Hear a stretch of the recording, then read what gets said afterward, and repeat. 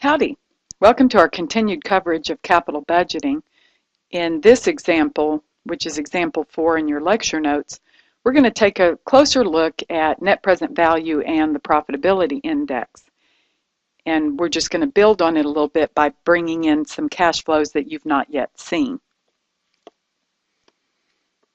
Rhino Inc. has been offered a 5-year contract to provide component parts for a large manufacturer. The following data relate to the contract. Costs and revenues of the contract would be: we would have to buy some special equipment, which would cost $160,000. Working capital required, $100,000. This is one of the things that's very different about this problem. So let's talk about what this working capital requirement is. What happens when a company begins a new product line or accepts a special contract or a government contract? They sometimes will earmark funds to only be used for that contract or that project. So they want to make sure that they can buy the materials and pay the labor and the extra costs that are going to be incurred. So they will earmark some funds.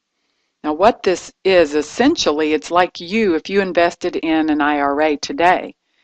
It would still be your money, but it would be tied up in an IRA and it would feel like a cash outflow right now. Now after the age of 59 and a half, when you take that out, then it would be an inflow. So when we do our capital budgeting techniques, we are going to consider the working capital required as an outflow when we tie the money up, and then a corresponding inflow when we release those funds for other use.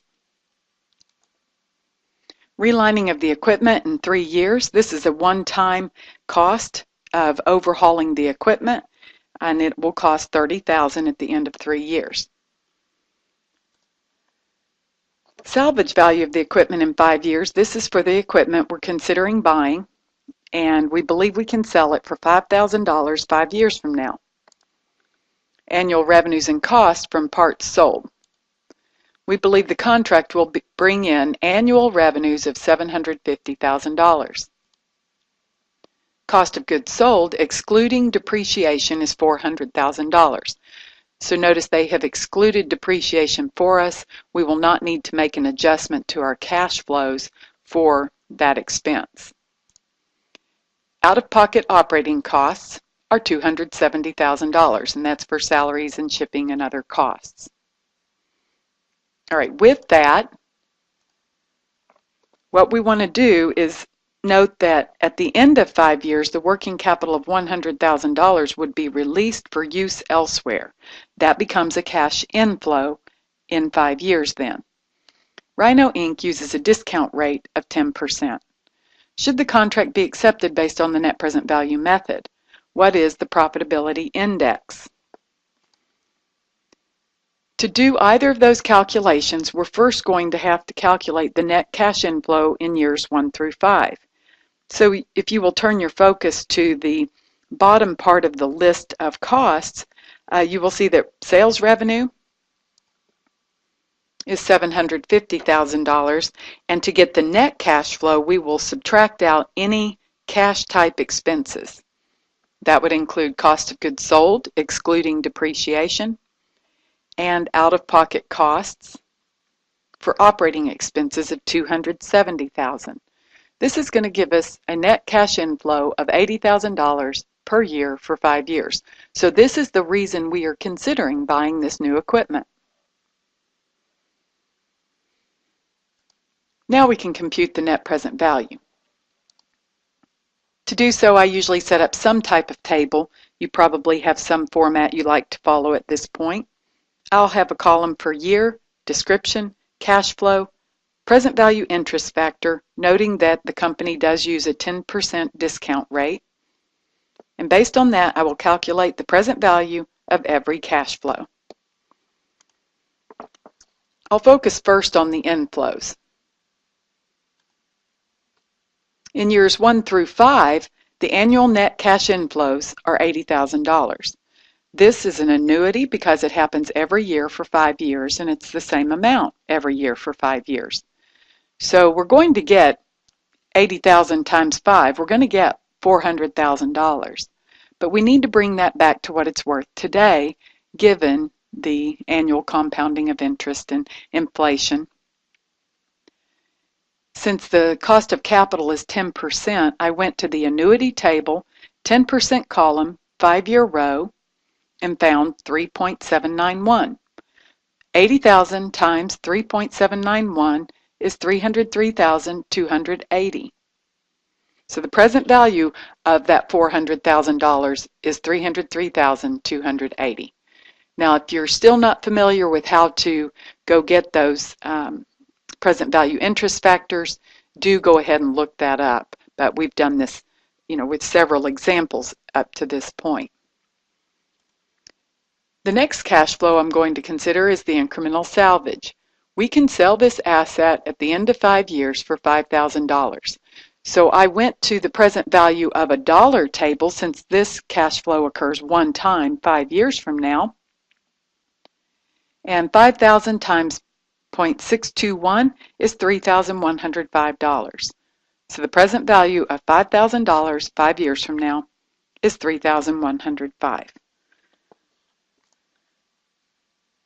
At the end of 5 years, another inflow is the release of the working capital of $100,000.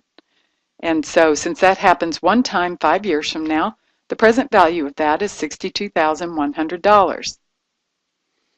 Now I will go and look for my outflows.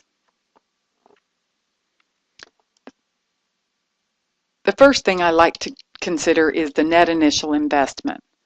We are going to have to pay $160,000 to buy the new asset, and we will not be selling an old asset since that information is not provided. This occurs immediately, so the present value is $160,000. We also are going to tie up the working capital in year 0, meaning immediately. And so that's going to have to be treated as an outflow, since those funds are now earmarked for use only with this project. So, any other cash flows?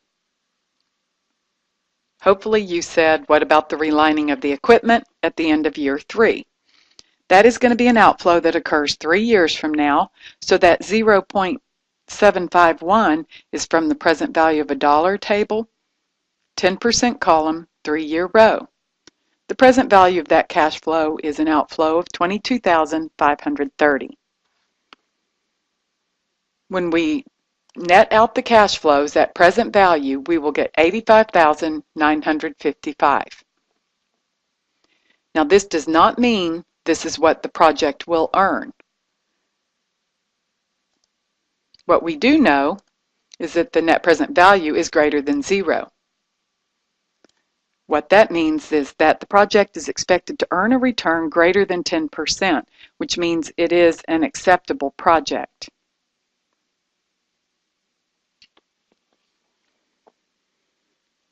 Now we will turn our focus to the Profitability Index. Now this tool is really a ranking technique, so it's not all that useful when we have just one project that we're considering, but I did want to review how you compute that. Now the Profitability Index, what it does is once you have decided something passes the test with other measures, such as net present value, then you can begin to rank various alternatives with this tool. The net investment is compared to the net present value. So we have to get the net investment first. That net investment will consider the fact that we're going to pay $160,000 to get the asset. I will subtract 0, which represents the fact that we will not be selling an old asset to put toward this new asset. Okay, so that relates to the salvage of any old asset, which we covered in example 3. Then we have to add the working capital required. So essentially, this $260,000 investment considers everything that happens immediately because we're buying the asset. So our net investment is $260,000. Profitability Index, you will take your net present value of $85,955 and you will divide it by the initial investment of $260,000. This will give you 0.3306. And remember, the higher this index, the better. Now, the reason this provides a better ranking measure than just net present value alone is it considers sort of the constrained resource of capital by comparing the net present value to the cash required to make this investment. So if you can get the same net present value, $85,955, with an investment that only costs $200,000, it's actually a better investment because capital is almost always a constrained resource. All right, that concludes our coverage of Example 4 and capital budgeting. Bring your questions to class.